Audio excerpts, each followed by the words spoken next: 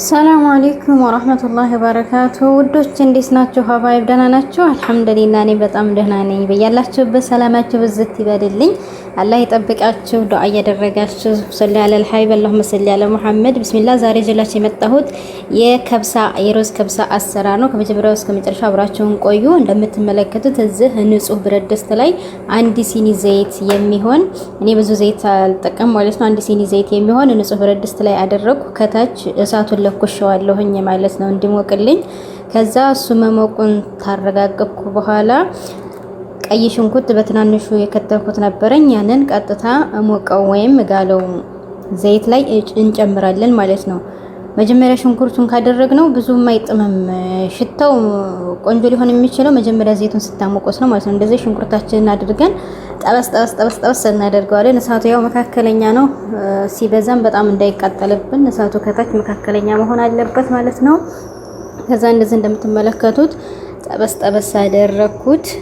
ሽንኩርቱ ወደ ቡኒ እስከሚሆን ድረስ ማለት ነው። እሳቱን ያው መካከለኛ አድርጋችሁ ቡኒ እስከሚሆን ድረስ በደንብ ጠበስ እናደርገዋለን። ልክ እንደዚህ እስከሚሆን ድረስ ማለት ነው። መጥቆርም የለበትም።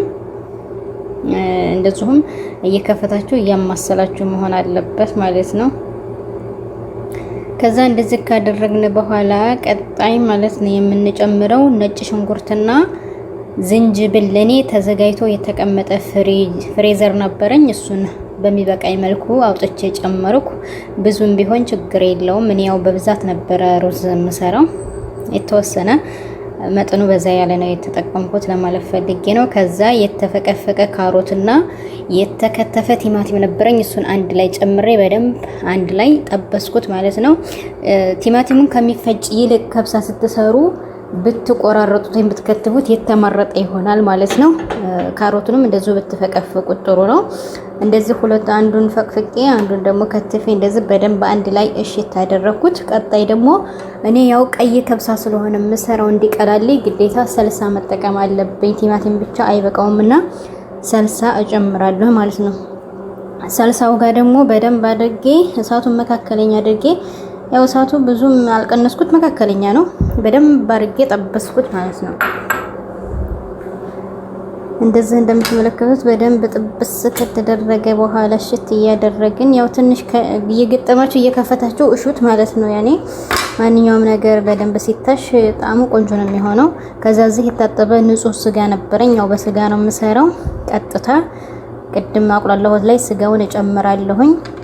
እስካሁን ምንም አይነት ቅመማ ቅመም አልተጠቀምኩም ማለት ነው። ማጂ ብቻ ነው ያደረኩት። ስለዚህ አሁን ይሄንን ስጋውን አንድ ላይ አደብላልቅ ያለው ቅመማ ቅመም አሁን ትንሽ ይሄ ልጥበሰውና አንድ 5 ደቂቃ ቅመማ ቅመም ከላይ ነው የምንጨምረው ማለት ነው።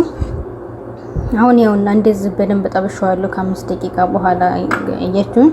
አሁን ቀጥታ ይሄ خلاص 5 ደቂቃ አንድ ላይ ስለተጠበሰ ስጋው ጋር ቅመማ ቅመም እኔ የተጠቀምኩት 1 ሻይ ማንኪያ የተፈጨ ከሞን፣ 1 ሻይ ማንኪያ የተፈጨ ኮዝባራና እንደዚሁም ሩብ ማንኪያ ቁንዶ በርበሬ ነው የተጠቀምኩት። እኔ ይሄ ብቻ ስለሆነ ነው ያለኝ። እናንተ የፈልጋችሁን ከዚህ ውጪ የፈልጋችሁትን ቅመማ ቅመም መጠቀም ትችላላችሁ።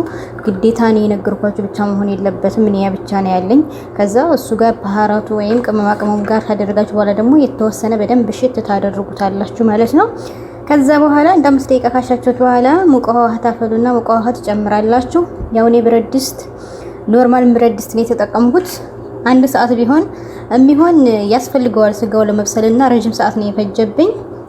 እናንተ በዛኛው በጊድር ዘቅጥ ከሆነ የምትቀቅሉት ስጋውን ያው 30 ደቂቃ 20 ደቂቃ በቂ ነው ለማለት ፈልጌ ነው። ከዛ ሙቅ ውሃዬን አድርጌ እንደዚህ ቢያንስ 1 ሰዓት የሚሆን ከበሰለልኝ ይበስልልኛል ማለት ነው። እናንተ የሚያቃጥል ቃሪያ ካላችሁ አድርጉ ማለት ነው። እኔ በኋላ ነው የሚያመጣልኝ፣ አሁን አላደረኩም። የፈረንጅ ቃሪያ ግን ለጣሙ ዝም ብዬ ቆረጥ አድርጌበታለሁ። አሁን ቀጥታ ከላስ ሙቅ ውሃችን አድርገን ይበስላል ስጋ ማለት ነው። በስተመጨረሻ ስጋው ከበሰለ ከ1 ሰዓት በኋላ እንደዚህ ሆኗል ማለት ነው። እንደዚህ በስሏል። አሁን ቀጥታ ሩዛችንን አጥበን እናደርጋለን። ሩዛችን እንደምትመከዝን ነው። አሁን አጥበን እንጨምራለን። እኔ ዛሬ ለ17 ሰው ነው የምሰራው ማለት ነው።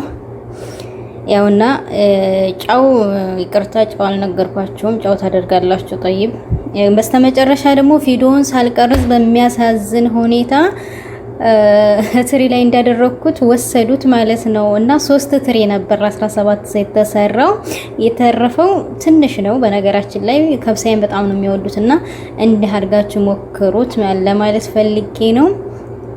በተረፈ ቪዲዮዬን እስከ መጨረሻው ልኝ ሰዓቱ እየቀነሰብኝ ነው። እንደዚሁም የምትመለከቱኝ ሁሉ ሰብስክራይብ ያደረጋችሁኝ አይደላችሁም እና ሰብስክራይብ አድርጉኝ። ሀሳብ አስተያየታችሁን ደግሞ ኮሜንት ላይ ጻፉልኝ። ስለምትከታተሉኝና ስለምታበረታቱኝ እጅግ በጣም አመሰግናለሁ። በያላችሁበት ሰላማችሁ ብዝት ይበልልኝ። እወዳችኋለሁኝ። አላህ ይጠብቃችሁ። ደስታችሁ እንጂ ክፋቸውን አያሰማኝ። በሌላ ቪዲዮ እስከምንገናኝ ሰላማችሁ ብዝት